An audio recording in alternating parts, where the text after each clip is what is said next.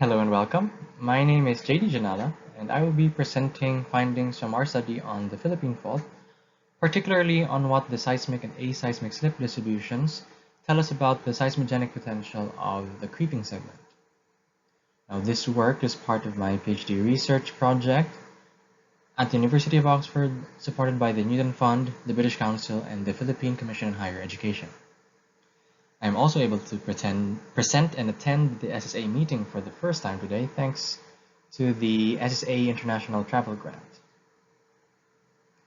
And before I go to the meat of our research, allow me to give a bit of a background. The Philippine Fault is a 1,200 kilometer long left lateral strike-slip fault. And as shown on the map to the left, this fault traverses the Philippines' largest islands, from Mindanao in the south up to Luzon in the north. Now, this fault formed as a consequence of the strain partitioning from the oblique convergence of the Philippine Sea Plate and the Eurasian Plate, and has been the source of many devastating earthquakes. The yellow circles represent the known surface rupturing events on the fault, including the magnitude 7.7 Luzon Earthquake in 1990. Now, this earthquake had a 125 kilometer long surface rupture and had offsets up to 6 meters, as you can see in the picture to the right. Now, in the white box is the so-called creeping section of the fault on Leyte Island. The photo on the bottom right shows you a house sitting right on top of the fault, with its door frame getting sheared gradually, aseismically, due to the left lateral deformation.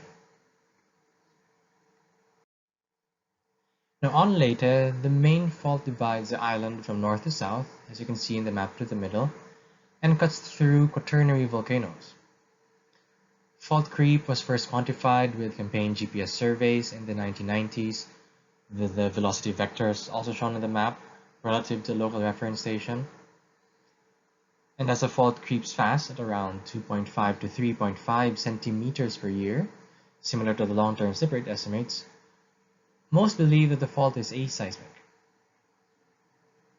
However, a significant magnitude 6.5 earthquake happened in Leyte in July 2017. The bottom left image is a Sentinel-1 interferogram of the event, and the bottom right are the displaced structures on the surface ruptures in Tonganan village documented by FIVOs. You can see the yellow line outlines the displacement of the blue fence. This event was surprising because of the notion of generally complementary distributions of seismic and aseismic slip based on the observations of the limits of ruptures, like on the San Andreas Fault creeping section, and also the idea that creeping faults don't accumulate strain like locked faults do. Hence, an important part of understanding the seismogenic potential of faults is considering just how much of the fault is actually locked and its interseismic deformation rate, because this allows us to estimate the potential size and the recurrence of earthquakes. At the same time, the reasons for why some continental faults slip slowly and not host earthquakes is a topic of also much ongoing research these days. Thanks to advances in remote sensing in the past few decades, fault behavior in onshore settings can be studied in a lot more detail than previously done. And this is what we do for the Philippine fault, as I will share in this presentation, primarily with satellite INSAR data and kinematic inversions. We present a model of the interseismic slip distribution on the creeping segment and compare this with the coseismic deformation. So we measure the interseismic displacements with 4 years of ALICE data. The map on the left shows ALICE ascending track line of sight velocity map from time series analysis, while the map in the middle shows the deformation from stacking descending track interferograms. With much better coherence in the data of the ascending track, we can easily identify a sharp gradient on different parts of the fault, from north to south, indicated by the change in the color right on the fault. You can also see the step change in line of sight velocity profiles as shown on the right. Here I only show the 3 northernmost profiles, P0 to P2, and the three southernmost profiles, P6 to P8. From these, I think it's fairly obvious that the magnitude of the velocity step is not constant everywhere in the fault. From the north, in P0 going south, you can see that the velocity step is much smaller on profile P2, towards the epicenter of the 2017 earthquake. On the southern part of the island, on profile P8, the fault is already perpendicular to the line of sight of the ascending track, so any fault parallel slip will not be resolvable by the INSAR data, at least in the ascending line of sight. Unfortunately, the descending track data is also quite decorrelated closer to the fault in the south. Another important deformation signal is the blue elliptical area of subsidence just south of P2. This is actually related to a geothermal power plant and is known from leveling surveys. In the interest of time, just ask me later if you need to know more about the subsidence modeling, or you could also check out our paper. But at this point, I just want to highlight that in our SIP inversions, we actually include a subsidence source that we first derived from the leveling data. With this, we were able to determine that the slip parameters are generally independent of the subsidence parameter.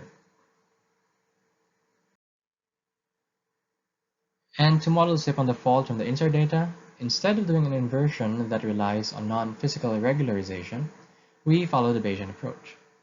This turns a linear problem, d equals to gm, into an exploration of the solution space by sampling numerous probable models defined by a posterior probability density function based on model probability from a priori knowledge of the fault kinematics, like the fault being a left lateral fault. Also the fit of the model predictions and the data covariance from the INSAR. What's fixed are the geometries of the subsidence source and the discretized vertical fault, where we have smaller patches towards the surface. We also assumed a homogeneous elastic half space for the Green's function. And here is the resulting intersection slip model on the top right, which highlights the variability of the slip rate on the fault, with the darker colors indicating faster slip. The bottom left corner is the fit of the model predictions with the ascending data. The slip rates on the patches near the surface are quite fast, as you can see, at several centimeters per year, and very similar to the deep slip rate. Our deep slip model also provides some new constraints on the cellular rate, which is generally on the higher end or higher side of previous estimates. In any case, most importantly, the model shows that a significant part of the fault has a slip deficit in the light-colored patches, where the 2017 earthquake also happened. Now, this 20-kilometer long segment is what we call the Tonganan segment. When we modeled the co-seismic slip, we did a similar method and the same method, and the results show that the Tonganan segment did indeed rupture in 2017, using data from ALOS-2 and Sentinel-1 satellites. Now, the main shock slip model reflects the large amount of slip mapped on the surface, and we also determine that the slip from a magnitude 5.8 aftershock, 4 days after the main shock, ruptured the fault just south of the main shock and actually passed a fault bend. Now we were able to do this thanks to an intermediate Sentinel-1 acquisition just a day after the main shock. Now the beauty with these models is that we can analyze the slip budget from the posterior distributions of the co-seismic and interseismic slip, knowing that we have assumed the same fault geometry and the elasticity parameters as shown on the upper right. Now this eliminates some of the ambiguity that might arise from just simply taking published seismic moment calculations.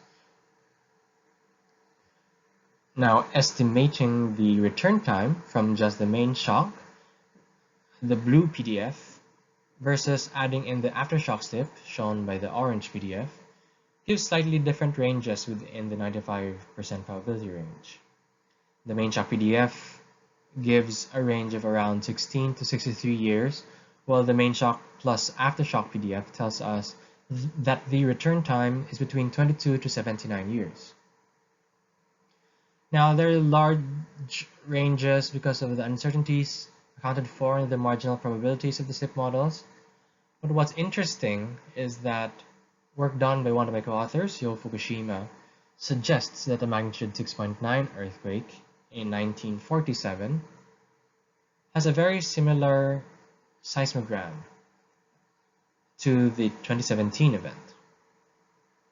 And as far as I know, we have not had any similar magnitude earthquakes between 2017 and 1947. This seismogram is from Berkeley in California, and in their study they also compared it with seismograms from Japan. Going back even further in time, an earthquake in 1890 is also said to have an epicenter in Leyte, at least based on intensity reports. And now I think that we need to take a good look again at these historical catalogs, now that we have better geodetic constraints. At this point, some of you might be wondering then, what makes the fault creep? Well, there appears to be several factors present that could be promoting a seismic slip on the Leyte fault, from the presence of fluids, the minerals, and the shallow ultramafic basement, which is also serpentinized. Now, given these many reasons why the fault is likely to creep, the outstanding question to me then becomes, why is the fault locked in the middle? And I think, probably, the geometric complexity shown by the fault bend on the surface might be giving us some clues on some complex dynamics as well as subsurface heterogeneity on the geology of the fault.